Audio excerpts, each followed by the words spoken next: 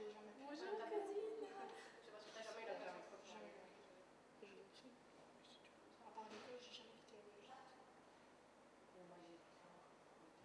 Une fois on est allé, on arrête.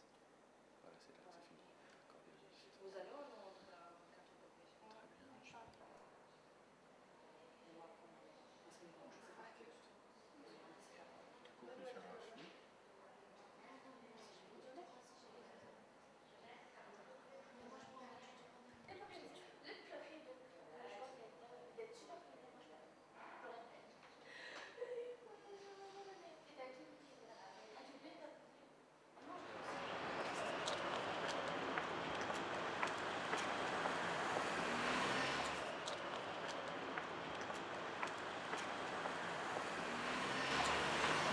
Voilà, nous nous trouvons ici devant l'école Bischofsheim, une école de mode, mais nous ce qui nous intéresse c'est l'aspect sociologique de la mode. Alors on va maintenant entrer pour discuter avec la chef de l'atelier, Madame Jardon. Allons-y.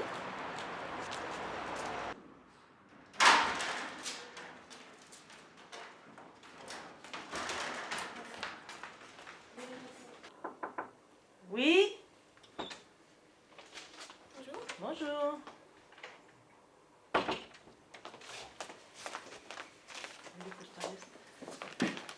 Bonjour, que c'est toi? Merci. Donc Madame Jardon, vous êtes donc la chef de l'atelier.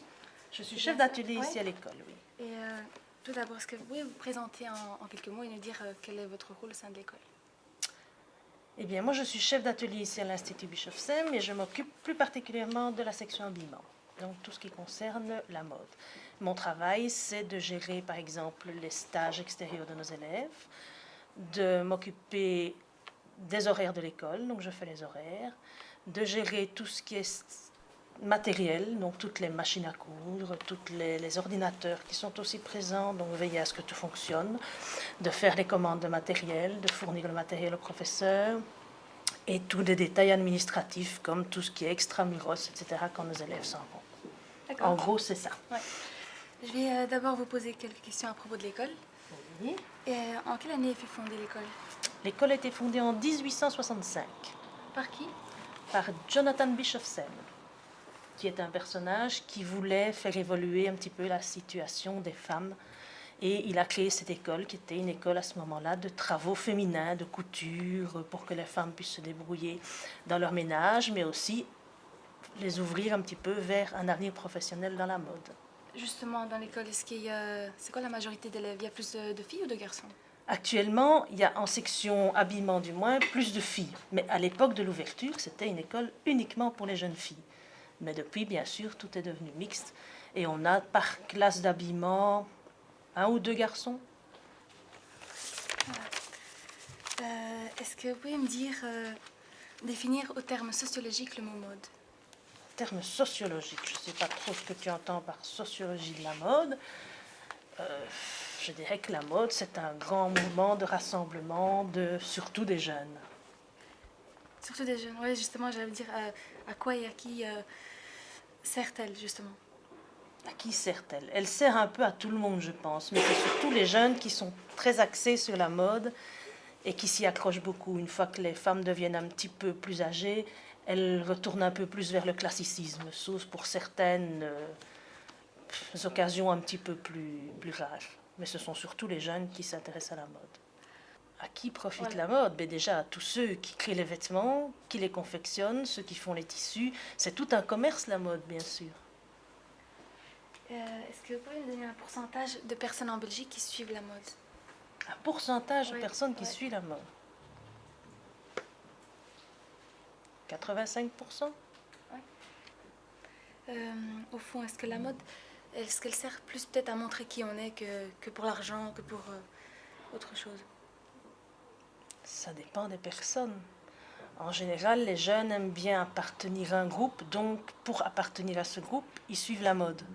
S'ils ne sont pas habillés très à la mode, ils vont tout de suite se faire un petit peu rabrouer, mettre un peu sur le côté, et puis ils ne sont pas intégrés dans le groupe. Donc ils font ça surtout pour s'intégrer dans le groupe.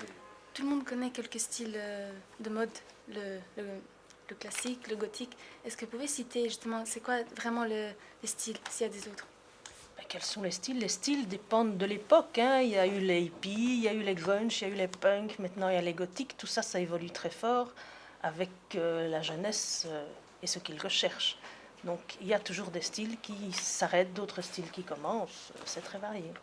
Pourquoi justement on a l'impression que c'est plus les jeunes qui suivent la mode? Parce que je pense que ce sont plus les jeunes qui veulent se montrer différents de la société. Les jeunes sont toujours un petit peu à l'écart de la société. Ils n'acceptent pas la société des plus anciens, ils estiment toujours faire mieux. Donc ils veulent leur mode à eux, ils veulent un groupe à qui eux appartiennent et qui se différencie de leurs aînés. Qu'est-ce qui les pousse à avoir tel ou tel style? Ça dépend de ce qui a été un peu lancé comme mode. Maintenant, on a les gothiques. Bon, il y a certains jeunes qui se rapprochent du mouvement gothique parce qu'ils aiment simplement s'habiller en noir et se maquiller en noir.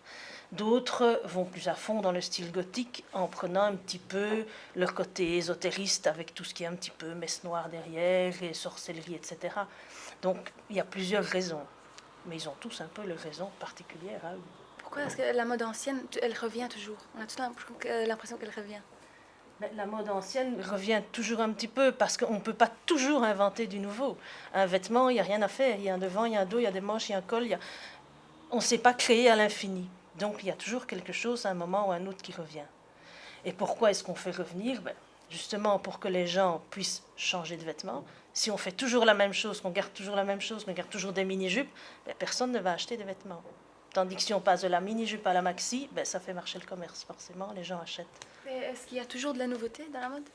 Il y a toujours un peu de nouveauté. Il y a beaucoup de nouveautés aussi au niveau des matières, surtout.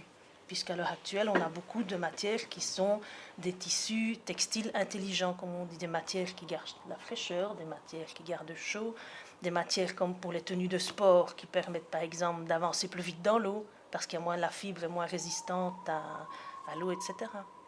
Donc ça, c'est une des grosses évolutions à l'heure actuelle sur les matières. C'est quoi cette tendance de mode qui veut que les gens aient une taille fine et que les mannequins soient maigres finalement? Quelle tendance? C'est parce que les gens aujourd'hui trouvent ça beaucoup plus beau. Au temps des peintres flamands, on préférait une femme avec des rondeurs. Maintenant, partout dans les publicités, etc., on voit des femmes minces, je dirais même maigres, ou trop maigres, parce qu'on trouve ça plus esthétique, tout simplement. Où se situe la mode belge par rapport aux autres pays? La mode belge, elle est assez bien vue dans les autres pays. Depuis quelques années, on développe très fort les stylistes belges, etc. Donc, ils ont une grande renommée. Et la mode belge se situe un petit peu dans le même cadre que l'Italie, la France, au niveau européen. Est-ce que c'est un hasard si les grandes écoles de mode sont à Anvers? Les grandes écoles de mode ne sont pas toutes à Anvers. C'est là que c'est vrai qu'il y en a un petit peu plus. Un hasard, je ne sais pas. Non, parce que c'est en Flandre qu'il reste le plus d'ateliers de confection en Belgique aussi. Donc c'est un peu logique que les écoles soient là. Mais on a plusieurs écoles qui ne sont pas du tout en Flandre. Hein. Mais en Wallonie, il y en a peu, effectivement. C'est ou à Bruxelles, capitale, ou en Flandre. On voudrait savoir, est-ce qu'il y a déjà des grands créateurs qui sont venus à l'école ici? Ça dépend de ce qu'on appelle des grands créateurs. Si on appelle grand créateur quelqu'un qui a un grand nom connu du public, on en a...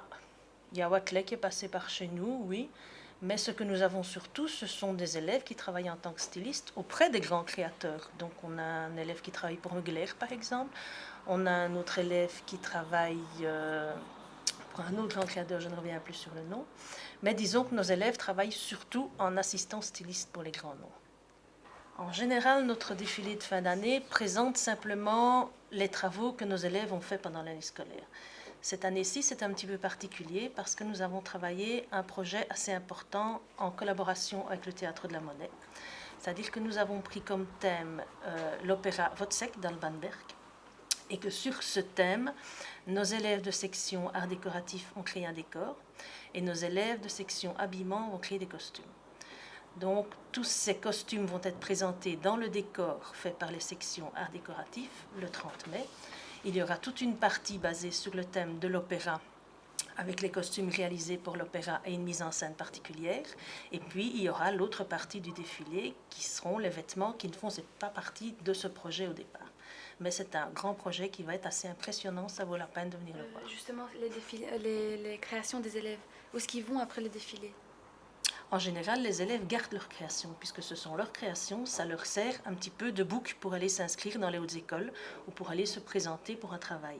Donc elles ont un petit reportage photo, elles ont leur modèle qu'elles ont réalisé et elles vont présenter ça pour se faire engager ou pour examen d'entrée dans une haute école. Les tissus qu'on voit ici, est-ce que c'est les élèves qui utilisent? Ce sont des tissus, des fournitures, etc. qui sont à la disposition des élèves, bien sûr. Donc ce sont surtout des épreuves de qualification de fin d'année. Donc les travaux qui sont là sont à 50% des travaux qui sont passés devant un jury extérieur, c'est-à-dire un jury de professionnels qui vient coter les travaux des élèves. Aussi bien au niveau de la création que du bien aller sur corps, que de la confection. Donc il y a un jury extérieur qui vient vraiment les coter.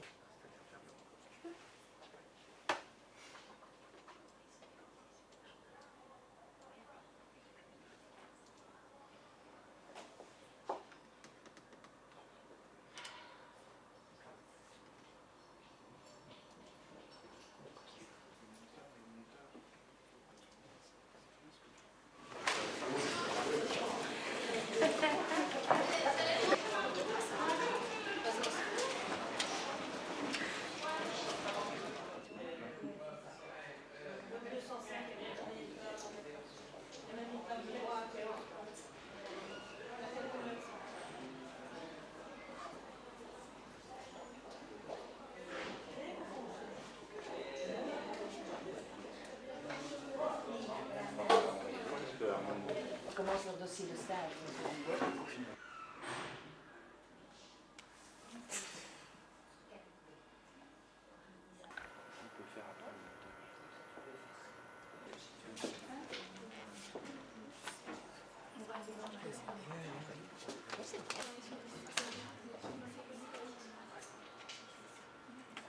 F8, voilà, mais tu étais en F8, donc maintenant tu dois faire A.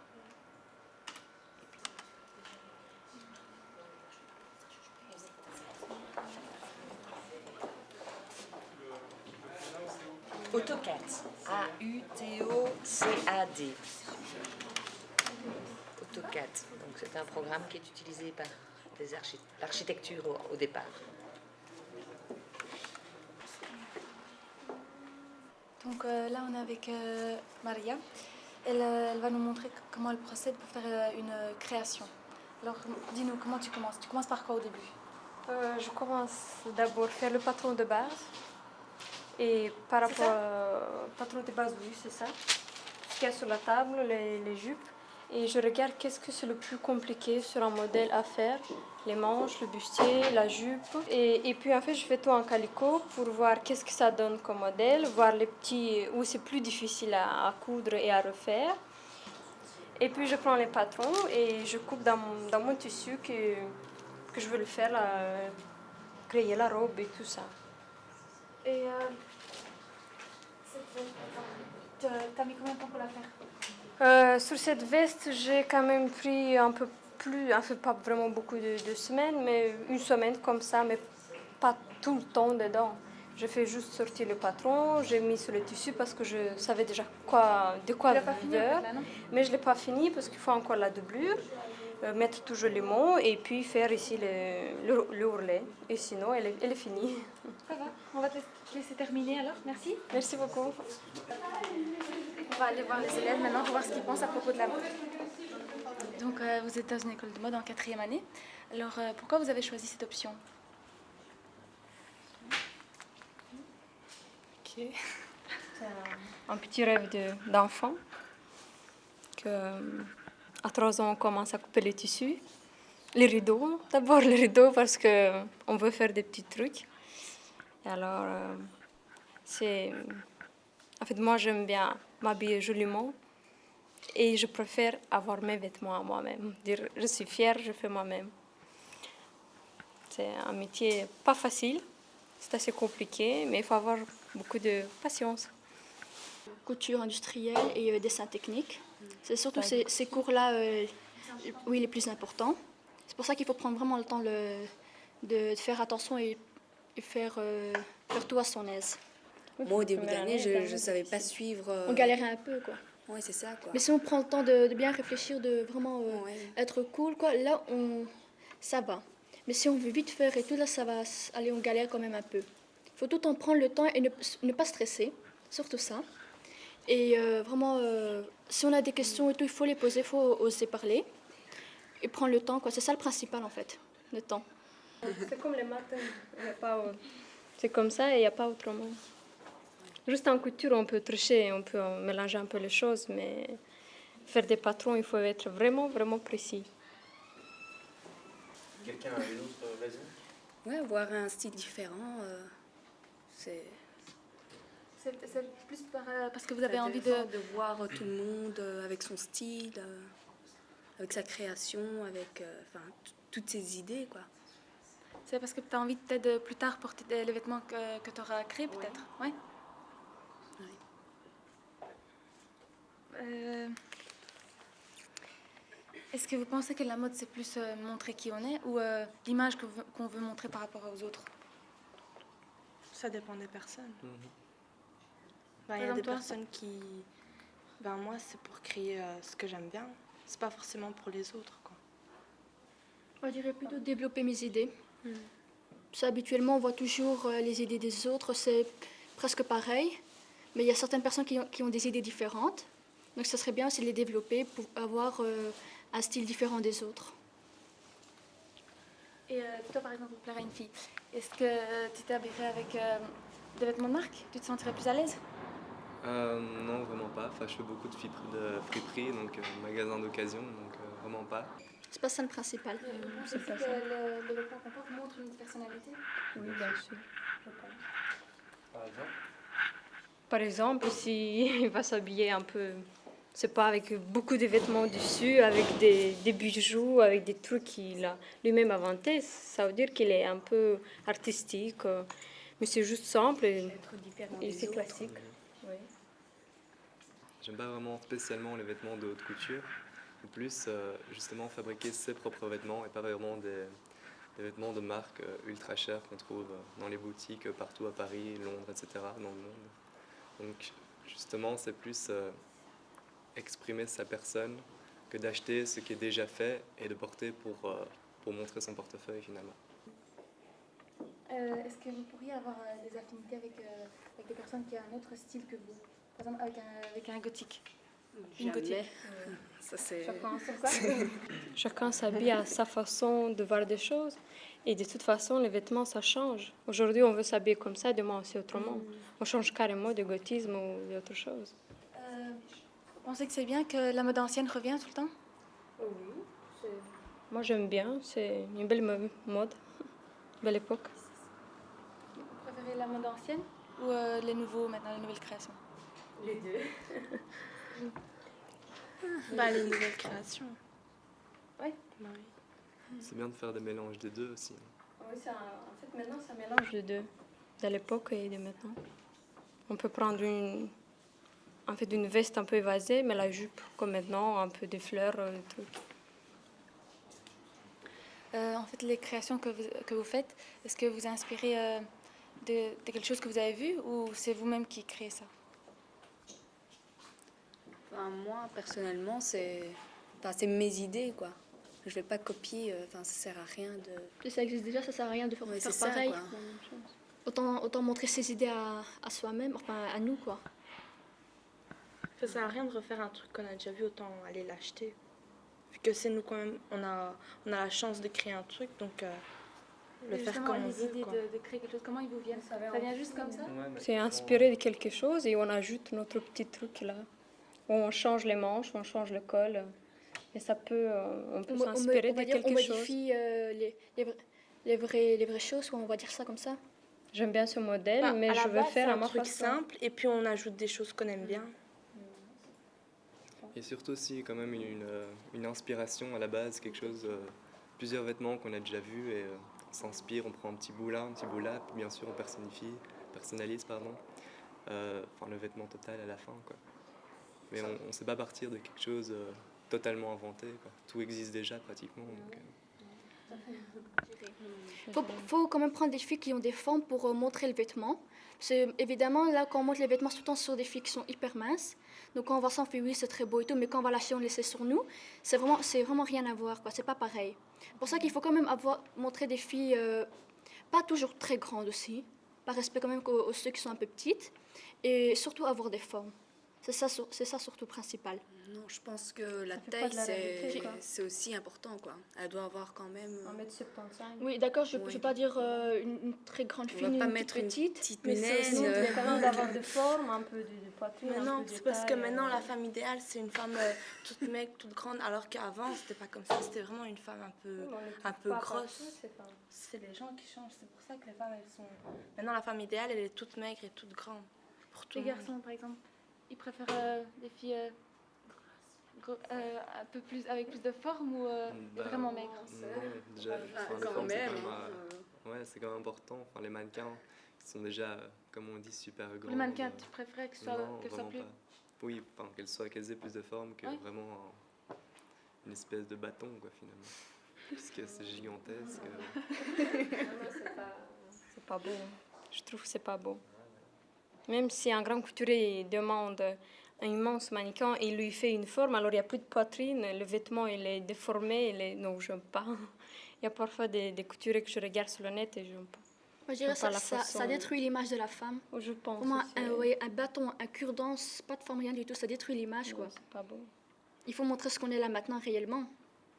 Est-ce que vous pensez qu'avec le temps, ça commence à changer, que maintenant ils préfèrent, que les grands créateurs préfèrent que les mannequins soient un peu plus, avec plus de forme? Je pense qu'il y a une petite révolution. Non, je pense pas. Non, moi, je vois pas ça. De plus en plus... Il y a certains C'est de plus grands en plus couturiers. mince, Non, justement. je pense pas. Il y a eu un problème et je pense qu'ils ont changé. Pas tous les grands couturiers, évidemment, mais il y a certains que je veux qu'ils ont Mais changé sinon, leur style. la majorité, ça reste encore mince, quoi. Et Oui, si on c'est pouvait vrai, encore plus mince, c'est vrai, mais ça aurait pas été mieux, vraiment quoi. juste la peau et les os, quoi. Autant qu'ils prennent des anorexiques, alors. Mais bon, c'est horrible. hein. Vous pensez que ça pose un problème dans la société, dans la vie de tous les jours Ben Ouais, parce qu'il y a des filles qui veulent Devenir comme elle. Ouais, Oui, ça devenir comme influence elle. beaucoup les jeunes filles. Oui, elle est mince, moi aussi je veux devenir comme elle, je suis là avec les régimes, je mange rien du tout, ça influence beaucoup, quoi. Il faut pas. Tu la connais déjà? Ah, c'est vrai. Il y en avait plein. Ah oui.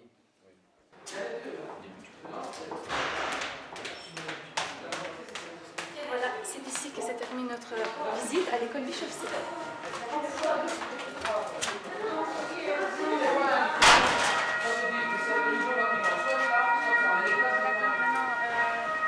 On vient de quitter l'école, on a quand même quelques informations. Au début, on avait pris la mode plus pour montrer aux étrangers que la mode belge, qu'il y a aussi une mode belge. Mais après, ça a changé, on a pris l'aspect sociologique de la mode. C'est sûr que la mode et le tourisme, il n'y a pas vraiment de lien.